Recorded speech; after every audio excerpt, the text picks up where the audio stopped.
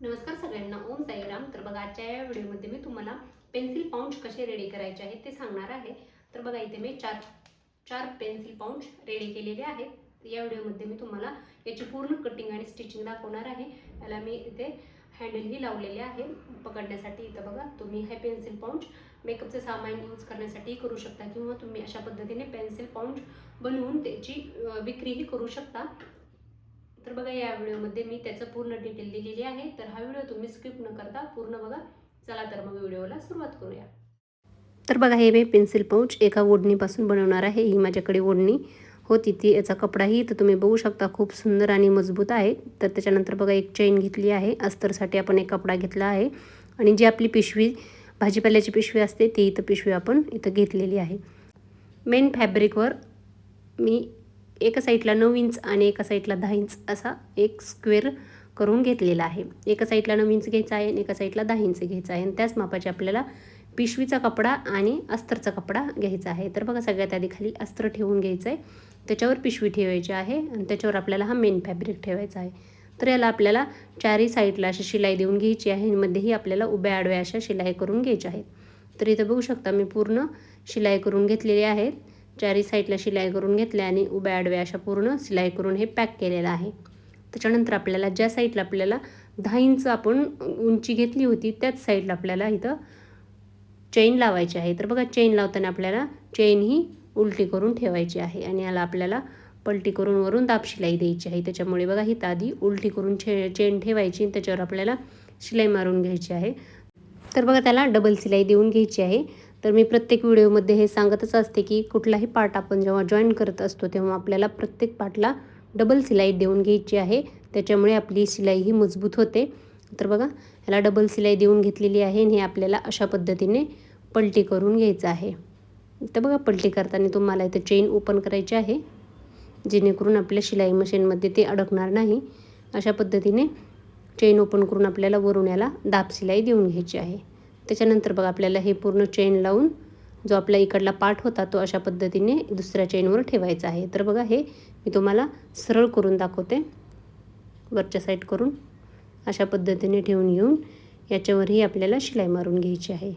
तर बघा, शिलाई मारायच्या अगोदर आपल्याला ही चेन पूर्ण ओपन करून घ्यायची आहे, जेणेकरून आपल्याला शिलाई ही व्यवस्थितपणे मारता येईल.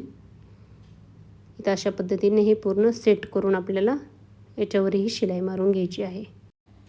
तर बघा, आपल्याला याच्यावरही शिलाई मारताना डबल टीप इथं द्यायचीच आहे. तर बघा, तुमची चेन ही थोडीशी जाडसर असेल तर तुम्ही इथं सिंगल फूटचा यूज करायचा आहे. जी मोठ्या चेन असतात त्याच्यासाठी सिंगल फूटचा यूज करून घ्यायचा आहे. तर बघा, अशा पद्धतीने ही जी आपण चेन ओपन केली होती तिथूनच आपल्याला अशा पद्धतीने फोल्ड करून याला वरून दाब शिलाई द्यायची आहे, जेणेकरून आपली चेन ही आतमधल्या साईडला फोल्ड होईल आणि वरूनही आपली याचे बॉक्सचे फिनिशिंग ही चांगले येईल. त्याच्यामुळे आपल्याला अशा पद्धतीने चेन ओपन करूनच इथं दाब शिलाई देऊन घ्यायची आहे. तर बघा, इथं पूर्ण दाब शिलाई झालेली आहे, त्यामुळे चेन आपण इथं पूर्ण बंद करून घ्यायची आहे.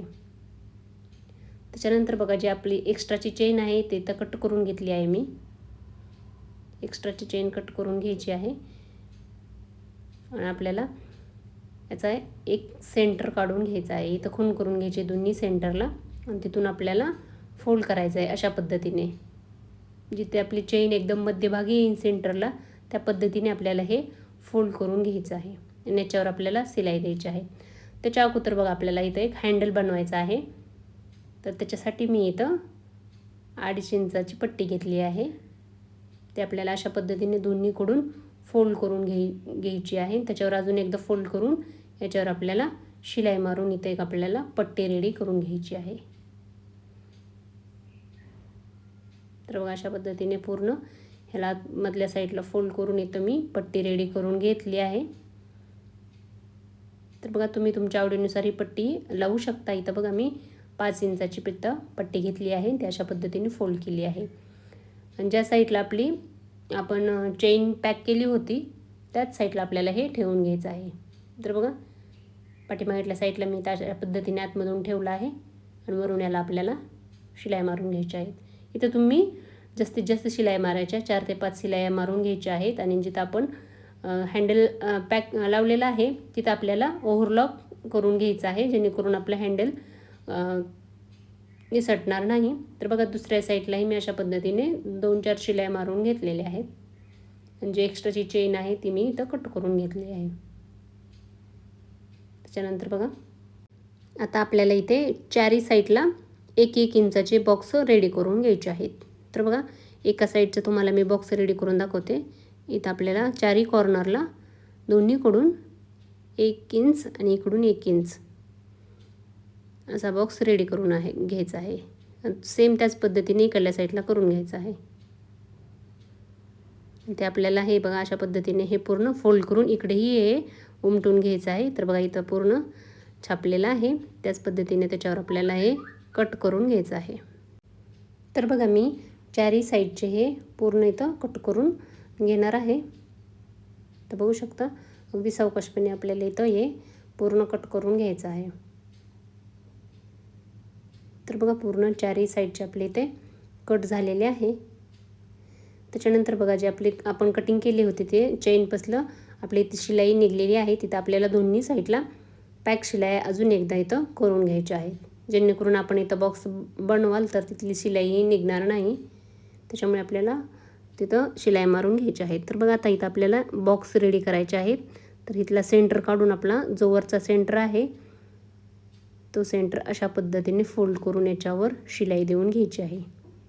तर बघू शकता अगदी सावकाशपणे इथे तुम्हाला दाखवत आहे. अशा पद्धतीने हे फोल्ड करून याच्यावरून शिलाई घ्यायची आहे. तर ही शिलाई तुम्ही जवळजवळ 3 ते 4 इथं शिलाई मारून घ्यायच्या आहेत आणि लास्टला आपल्याला इथं शिलाई पॅक करायची आहे. अशाच पद्धतीने आपल्याला चारही कोपऱ्याचे शिलाई करून घ्यायच्या आहेत. तर बघा पूर्ण चारही कोपऱ्याची इथे शिलाई रेडी झालेली आहेत. तर बघा आपल्या इथे चारही कॉर्नर एकदम परफेक्ट रेडी झालेले आहेत. याच्यावर आपल्याला आता पट्ट्या लावून घ्यायच्या आहेत जेणेकरून आतमधली फिनिशिंग ही अगदी चांगली येईल. तर बघा ह्या छोट्या छोट्या मी पट्ट्या घेतलेल्या आहेत त्याच मापाच्या आणि अशा पद्धतीने त्याला फोल्ड करून याच्यावर पट्टी लावून घ्यायची आहे. जसं तुम्ही गोटपट्टी लावता सेम त्याच पद्धतीने याच्यावर पट्ट्या चारही कोपऱ्याला लावून घ्यायच्या आहेत. तर अशा पद्धतीने लावल्यानंतर हे आपल्याला बाहेरच्या साईडला पलटी करून वरून दाब शिलाई देऊन घ्यायची आहे. ज्याप्रमाणे मी एका साईडला पट्टी लावलेली आहे त्याचप्रमाणे चारही साईडला मी इथं पट्ट्या लावून इथं पाऊंच रेडी करणार आहे. तर इथं बघू शकता तुम्ही चारही साईडला आपल्या पट्ट्या लावून इथं पाऊंच रेडी झालेले आहे. तर आता आपल्याला तो ओपन करून फोल्ड करून घ्यायचा आहे. तर अशा पद्धतीने बघा चेन आपल्याला ओपन करून घ्यायची आहे आणि एखाद्या टोकदार वस्तूच्या साह्याने आपल्याला याचे पूर्ण काने कोपरे व्यवस्थित करून घ्यायचे आहेत. आपला बॉक्स टाईप इथं पाऊंच रेडी झालेला आहे. तर इथं बघू शकता पूर्ण काने कोपरे आपण व्यवस्थित करून घेतलेले आहे इथं. तर बघा एकदम प्रॉपर फिनिशिंगमध्ये जसं आपण रेडीमेड दुकानातून पाऊंच विकत घेतो त्याच्यापेक्षाही एकदम सुंदर आपण घरीसुद्धा अशा पद्धतीने पाऊंच रेडी करू शकतो. तर बघा याच्यात तुम्ही पेन पेन्सिल किंवा मुलांचे साहित्य किंवा तुम्ही मेकअपचे साहित्यसुद्धा याच्यात ठेवू शकता, डेली यूज करू शकता. तर बघा याचा हँडलही खूप छान झालेला आहे आणि याचा आकारही एकदम सुंदर आलेला आहे. तुम्हीही असेच घरच्या घरी हँडमेड पाऊंच रेडी करू शकता, आपल्या मुलांनाही रेडी करू शकता.